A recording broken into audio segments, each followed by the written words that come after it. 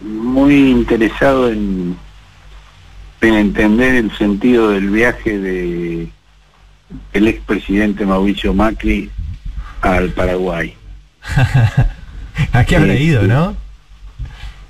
Bueno, un corresponsal del cohete me mandó una serie de fotos que son muy interesantes porque Macri lleva un portafolio tan lleno que no está cerrado, está abierto y se ve asomar los papeles.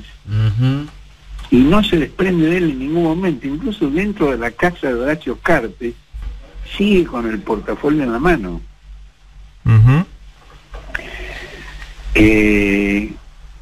Evidentemente no fueron a hablar de fútbol. No.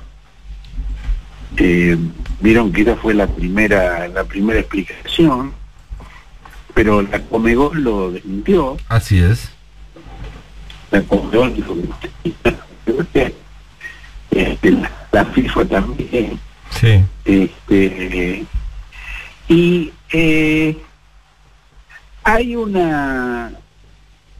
un texto de Jorge Rachid. ¿Saben quién es Jorge Rachid? Sí.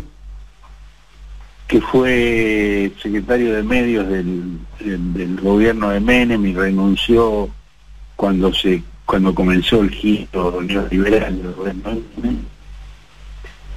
Rachid dice que el viaje tiene que ver con la organización de una internacional de derecha armándose en Bannon en la región, como réplica del grupo de Puebla. Bannon tiene una conocida relación con la Argentina. Steve Bannon es un ex banquero, un ex militar, que creó un medio de prensa virtual de ultraderecha que se llama Breitbart, y que fue el organizador de la campaña del Brexit en Gran Bretaña, fue el organizador de la campaña de Trump en Estados Unidos. Así es. Y asesoró en Europa a varios gobiernos de ultraderecha, al de Polonia, al de Hungría, al de Italia, de Matteo Salvini, durante el tiempo que Salvini fue primer ministro, y que plantea, digamos, una organización similar en América Latina. Y que ha sido vicepresidente de Cambridge Analytica. ¿Ustedes recuerdan? Sí, sí, claro. Sí. La empresa que se dedicaba a operar electoralmente desde las redes sociales. Exactamente, y que tuvo una participación muy importante en la Argentina. Sí. Hay un documental de Netflix. Sí, es buenísimo. Donde lo cuenta.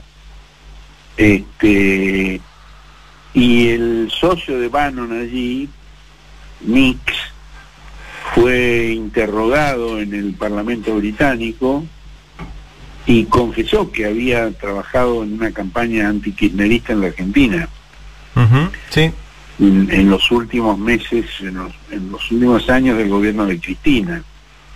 Es decir, son los organizadores de las fake news.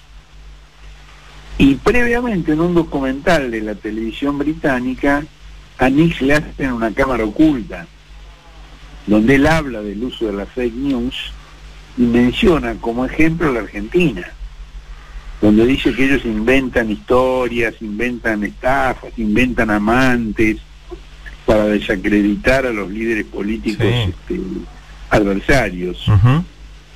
Y uno de los ejemplos que da es la Argentina. Ahora... Que igual, Horacio, usan el mismo guión en todos lados, ¿no? Porque acá me acuerdo, por ejemplo, a Filmus le inventaron que el padre no sé qué tenía. A Evo le inventaron un hijo. Claro, y claro. O sea, el guión, o sea, el modus operandi es el mismo. Y le sale bastante bien. Sí, le sale bastante bien. Le sale bastante bien porque, digo, Macri no hubiera llegado a la presidencia sin el invento del asesinato de Nisman. Claro. Y que Aníbal había matado a los narcos en el triple crimen, hicieron un montón. Claro. Ahora, Bannon, digamos, fundamenta lo que él hace. Es muy clara las cosas que Bannon dice. Él dio un reportaje en el diario pinochetista de Chile, El Mercurio, donde dijo que él está embarcado en una cruzada revolucionaria de un capitalismo popular. Dice, el mundo se verá obligado a elegir entre dos formas de populismo, el de derecha o el de izquierda. El centro está desapareciendo. Entonces, si vas a tener que acomodar tu filosofía de inversiones al hecho de que hay que preocuparse de las personas comunes y corrientes, parece evidente qué camino se debe seguir. De lo contrario, tendrás a Jeremy Corbyn, Bernie Sanders, a los Chávez, Allende y Castro de este mundo, y ya hemos visto lo que hace el populismo de izquierda. Bueno, en esa entrevista él niega ser fascista, porque el fascismo implica la adoración del Estado y su fusión con los intereses económicos, y dice, nosotros somos los antifascistas que buscan deconstruir el Estado administrativo, además somos individualistas. Bueno, es la lógica por la cual los publicistas oficiales de Macri lo presentaron como progresista. El famoso discurso que recuerdan del hijo del filósofo Rosisner. Sí. Donde el Macri es el verdadero progresista. Bueno, la incidencia de Bannon en la política mundial es indisputable, indiscutible. Después hay contradicciones, él terminó peleado con Trump, tal vez Trump no le parece suficientemente populista de derecha. Claro. Hay Horacio, un dato más para agregar a este escenario que planteás, que es el vínculo muy estrecho de Steve Bannon con Jair Bolsonaro. Cuando Bolsonaro estuvo en Washington en marzo de este año, ese viaje famoso porque parte de su comitiva volvió contagiada, Bannon fue uno de los invitados de la cena de honor que dio Bolsonaro en la residencia del embajador brasileño en Washington.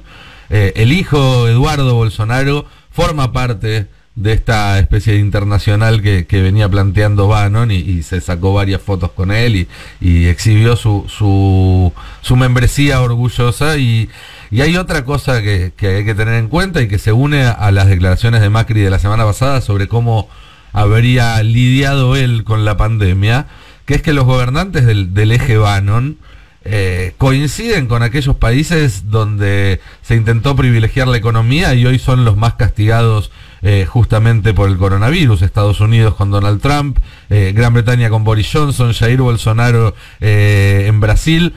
Ahí hay un eje, digamos, que está claro también.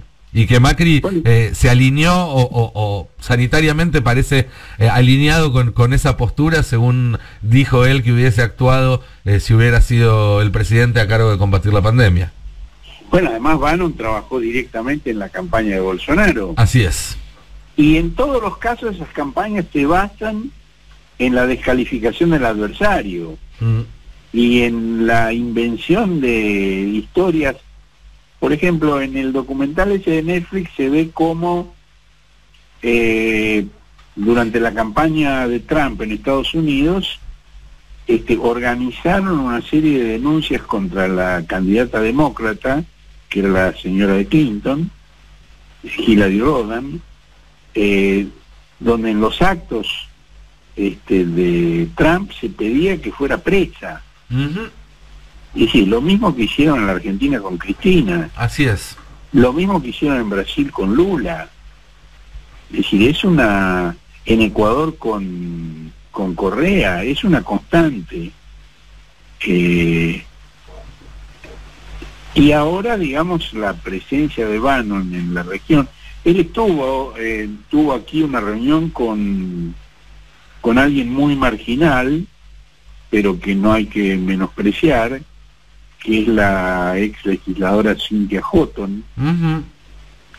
Vinculada con los grupos evangélicos que quieren poner una pata en la política argentina. Exactamente.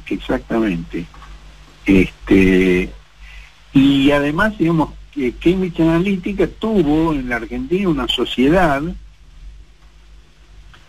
con un empresario pampeano que se llama Pita, muy vinculado con Macri, y que tenía una serie de actividades presuntamente de beneficencia y que se llamaba Pro Alvear. Cosa que historia que hemos publicado, ha publicado Jorge Elbaum en el cohete a la luna. Y me parece que hay que estar atento a estos a estos movimientos, porque digo, es muy fácil descalificar a Macri por una cantidad de razones ostensibles, obvias, pero lo que no se puede subestimar es todo lo que hay atrás. Digo, yo no creo que Macri tenga el futuro electoral, pero esas ideas pueden tenerlo.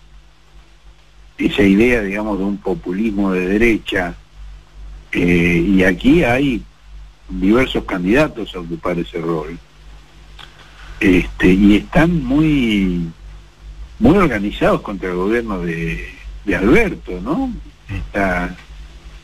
Esta declaración de este grupo organizado por el ex senador Eduardo Duhalde y la ex ministra Graciela Fernández Meijide, con Marcos Aguinis, Pichetto, Bullrich, que piden una mesa de diálogo. Mesa de diálogo que después, bueno, cuando el gobierno acepta, empiezan a poner condiciones que realmente impiden el diálogo. Realmente hay que tener mucho estómago. Digo, lo que acaba de pasar en este encuentro virtual de Alberto con Juntos por el Cambio, ¿no? Que primero se negaron, después dijeron que querían ir de ellos solos y no el resto de la oposición, después dijeron que querían ir también los senadores, y ahí, bueno, Alberto les dijo muy claramente: es muy difícil dialogar cuando ustedes acusan de un asesinato a mi vicepresidenta. Claro. No, porque ese es ahí, digamos, Alberto apunta con mucha precisión, digo, porque está señalando la tentación de estos sectores de ir por el lado de la fake news, por el lado de la difamación, del invento, digamos, el deseo, digamos, de hacer del caso de Fabián Gutiérrez un nuevo Nisman. Bueno, yo el domingo en mi columna advertía que a diferencia de lo que plantea Macri, que el riesgo es que Argentina vaya rumbo a ser Venezuela, el verdadero riesgo acá es que la oposición argentina tome el lugar que ocupó la oposición venezolana, extremando posiciones y que terminó generando casi una profecía autocumplida, digamos. Forzó a Maduro, que por otra parte, digamos, no tuvo mucho problema en adoptar ese derrotero, pero que desde mucho antes de que hubiera actitudes antidemocráticas en el gobierno venezolano lo había en la oposición, y eso fue llevando a la democracia venezolana a una encerrona de la cual hoy es imposible salir, porque si dejar el poder implica la prisión política o el exilio o la muerte, los incentivos para una alternancia son inexistentes. Bueno, uno de los socios de Bannon es John Bolton. Sí.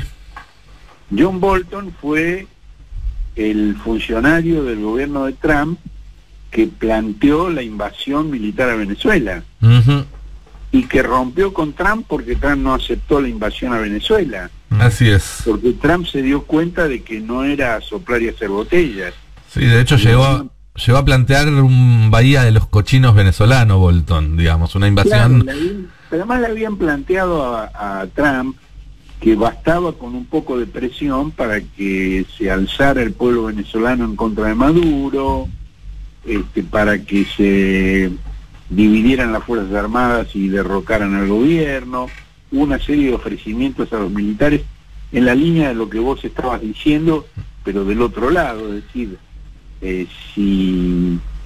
si defeccionan, para ustedes no va a haber persecución, el que se pase de bando va a tener un futuro rosado, el que no va a ser procesado. Y en la línea de lo que planteó Macri el miércoles pasado, cuando dijo que había que seguir con la presión sobre el ejército venezolano para que haya un cambio de régimen en Venezuela.